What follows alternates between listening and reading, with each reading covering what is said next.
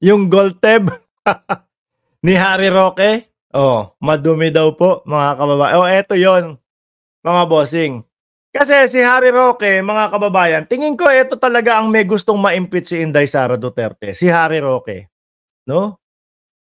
No, doon sa kampo nila, etong si Harry Roque ang may gusto talagang ma-impeach si Vice Presidente Inday Sara Duterte. Bakit ho, mga kababayan?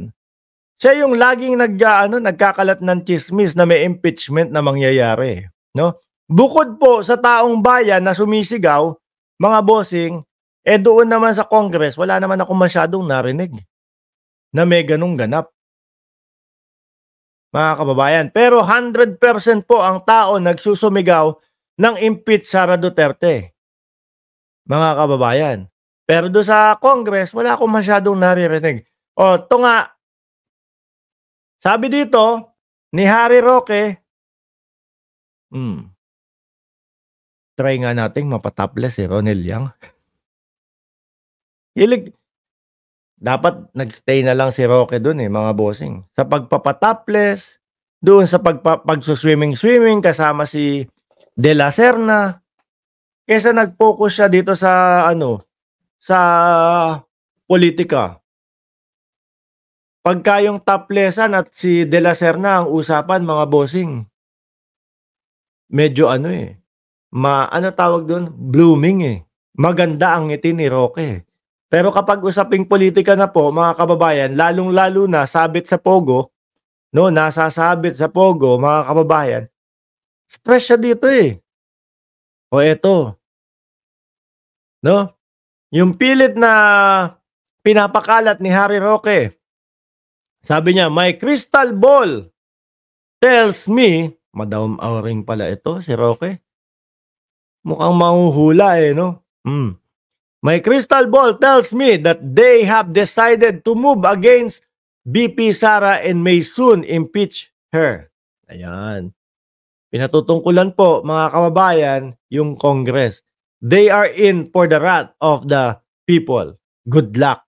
Sabi po, mga kababayan. Sinagot naman po siya, mga bossing, no, ni Congressman Paulo Ortega, mga kababayan, ng La Union.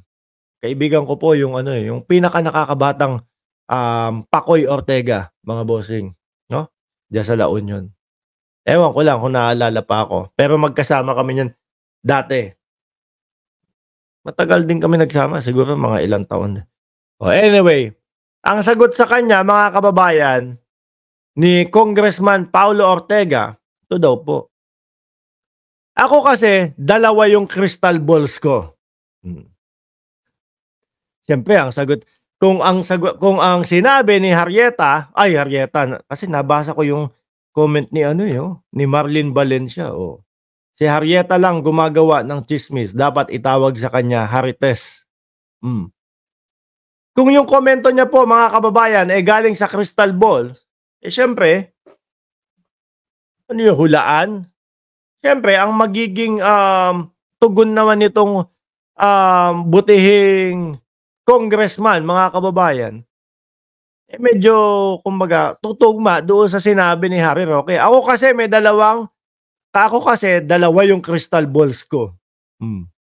Di ba? Ako, ang unang pumasok sa isip ko, kumbaga, tipong sarkastiko, no? Betlog. Ako kasi dalawa yung Golteb ko, pero parang wala naman po akong nakikitang ganong pamamalakad, no? Pero walang siyang nakikitang ganong eksena sa Congress. Tinitingnan ko yung left. Yung left daw po. Siguro titignan kung may luslos o wala. Tinitingnan ko yung left. Tinignan ko yung right. Parang wala naman po. Left and right. No? We're sticking to the facts, of course. We're sticking to the issue in the House of Representatives. Katotohanan lang. Roque, di ba? Sa Congress, walang ganun na nangyayari at walang ganung usapan na impeach Sara Duterte. Pero ang alam ko at makikita mo dyan sa comment section at sa buong social media, malakas ang ugong, malakas ang sigaw ng impeach Sara Duterte. Siguro dahil na din sa iyo yun. Tuloy natin. Wala naman pong ganyan na napag-uusapan. So baka ano, baka daw ano, Roque, ayan, lalakihan ko ha, baka sabihin nyo, nagsisinungaling ako. So, ayan, we're sticking to the facts.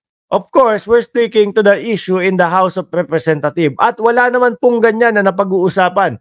So baka ano, medyo madumi yung crystal ball, kailangan ng linisin ng konti. Linisin siguro, lagyan ng pomada, lagyan ng kung ano-ano, yung balls, ball lang pala ni Harry Roque.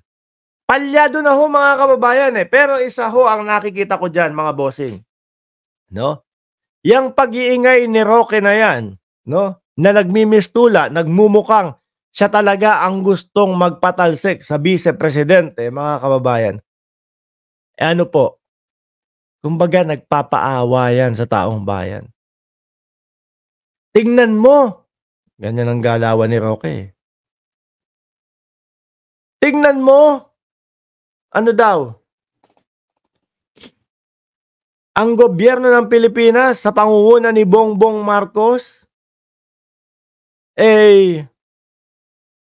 pinapatalsik ang vice-presidente kasi kumokontra sa kanya.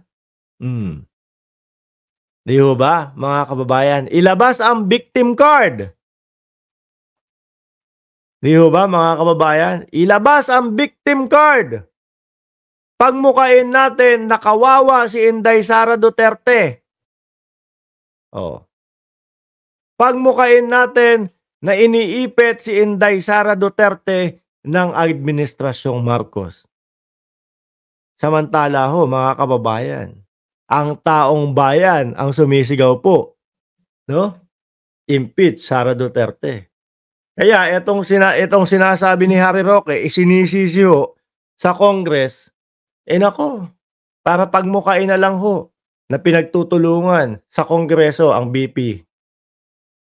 Di po ba? Ang daming chismis nitong si Roque.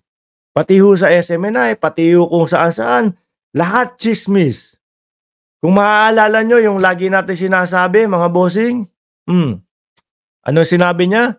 Binigyan ng ang 300 katao, binigyan ng tubo ng gobyerno para paluin daw po. Para pukpukin daw po yung mga vlogger nila doon sa Mautog, doon sa Bulacan. Wala naman hong naipakitang ebidensya na may mga 300 katao na nandoon. Bakit ho ganyan na at nagkakaganyan na itong si Roque? Ipit na din po Kasunod na din po yan ni Maharlika, mga kababayan. Dahil wala na, nalubog na sa Kumunoy, kagaya ni Maharlika, kahit ano na po ang paraan gagawin, nandito na ako Siguro, sige, itry ko na ang best ko. Baka sakali, mapabagsak ko pa din ang gobyerno at makawala ako dito sa Kumunoy na ito. Si Maharlika, tingnan nyo po, patong mo ang kaso mo, ipatong mo. Saan damakmak na ho ang kaso, mga kababayan? Kapapanira ho.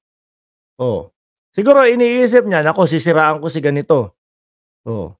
Baka sakaling makawala ako. Nako, maghahanap ako ng taong ganito.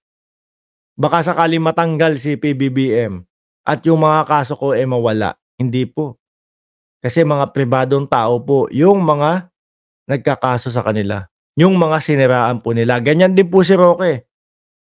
Mga bossing. Dahil nalulubog na, lalong-lalo na doon sa Pogo. Kaya kung ano-ano na po ang pinagsasasabi. Mga bossing. Nagpapakalat ng balita na meron daw pong usap-usapan sa Congress na papatalsikin o i-impeach si Inday Sara Duterte para magmukhang kaawa-awa po. Pero ang katotohanan ho, mga kababayan, tumingin kayo sa comment section. Biglang maglalabasan dyan, #impeach Sara Duterte.